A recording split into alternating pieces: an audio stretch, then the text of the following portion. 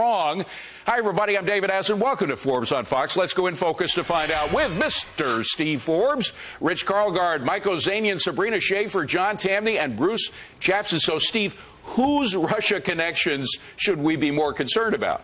You have to be more concerned about Hillary Clinton's. Remember, even though Donald Trump seems to like Putin, Donald Trump is an alpha male.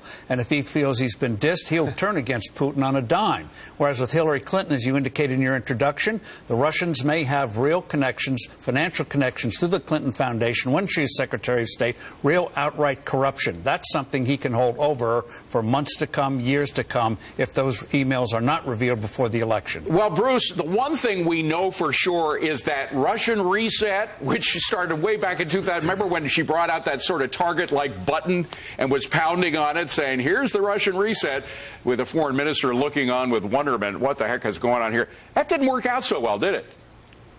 Well, I mean, setting aside that Julian Assange has time to talk to Russian media and not the Stockholm police about his rape charge is one thing. But when you're talking with Hillary Clinton, you know, you're saying we know that. What we don't know about Trump is what were his business dealings, because he won't release his tax returns. So the voters can decide about whether they think that the Clintons, are doing crony capitalism or whatever. But we don't know enough about what Trump did because he's not telling us. Bruce, you make a great point. And but the problem is we don't know about Donald Trump. We do know a lot about Hillary Clinton, right? Yeah, I don't think there's any contest here, David. Hillary Clinton, her relationship with Russia is potentially much more dangerous for the United States. What we know about both her and her husband is anything that they touch is for sale. Anything that they have a connection with is for sale. It doesn't matter whether it's a bedroom in the White House or access to government proprietaries. This is no contest. Hillary is far more dangerous. Okay. Well, we're going to get into the crony capitalism in a second, but we know, Sabrina, that there were, right after that reset button was pushed, not right after, but a couple of years later, that's when Russia went into the Ukraine, took over Crimea, and on Friday we found out that Russia just deployed some air defense missiles there, too.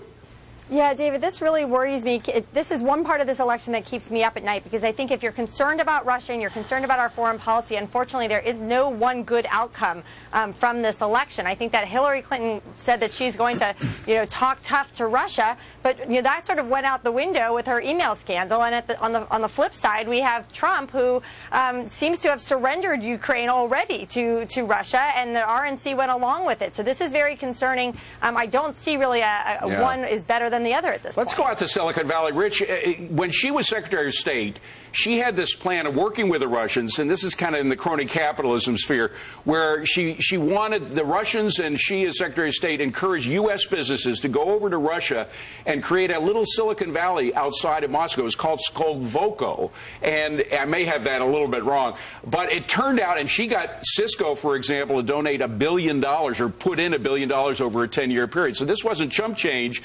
Turns out the Russians used that facility to develop military hardware and in some cases to steal our secrets. Here's what the Army Foreign Military Study said. The Skolkovo Foundation has in fact been involved in defense-related activities since December 2011, when it approved the first weapons-related project, the development of a hypersonic cruise missile engine. And guess what? Some of the Skolkovo Foundation people were contributing to the Clinton Foundation. Yeah, I don't know whether Clinton is guilty of being naive or whether she's really devious here, but it almost doesn't matter, because look at the result of this. You could give her credit, you could give her the benefit of the doubt and say she's only naive in trying to export Silicon Valley technology so that flowers would blossom in this new Russia, et cetera, et cetera. But as the military points out, Russia did not build new Ciscos. They put it into their military technology. Well, there was another Clinton Foundation contributor, big time. His name is Ian Telfer. I believe he was Canadian by birth, but he had something called Uranium One, which was sold to the Russians. State Department and other departments had to approve of that deal. The Russians then ended up with 1/5 of the United States uranium reserves, John Tamny. Again, this seems to be another one of those crony capitalism deals that worked against the American people. Well, no doubt it was, but let's remember that if the State Department hadn't approved the sale to Russia, Telfer could have simply sold it to someone else who was approved, who could have then sold it to Russia. So I don't think you can keep commodities from getting to where they ultimately are going to end up. What concerns me about this is that both Trump and Clinton are elevating this fading former power. I mean, it's got to flatter Putin that he is a subject in a U.S. presidential election. What a waste. Yeah, it is a strange situation. And Steve, to John's point, Trump does have these connections, or at least people related to Trump. Paul Manafort, who's his main campaign manager right now, for the moment anyway, was working for a real Russian kind of puppet in Ukraine for a while as a consultant. So there is a Trump connection there, too, isn't there? There is, but nothing like of a criminal nature with Donald Trump himself. He may have had some deals with some Russians, oligarchs, unsavory characters, but there's nothing of pay for play because he wasn't in the power to deliver pay for play. He wasn't Secretary of State. And that's the point, Bruce. I mean, you're right. You got to look at Trump connections with Russia as well.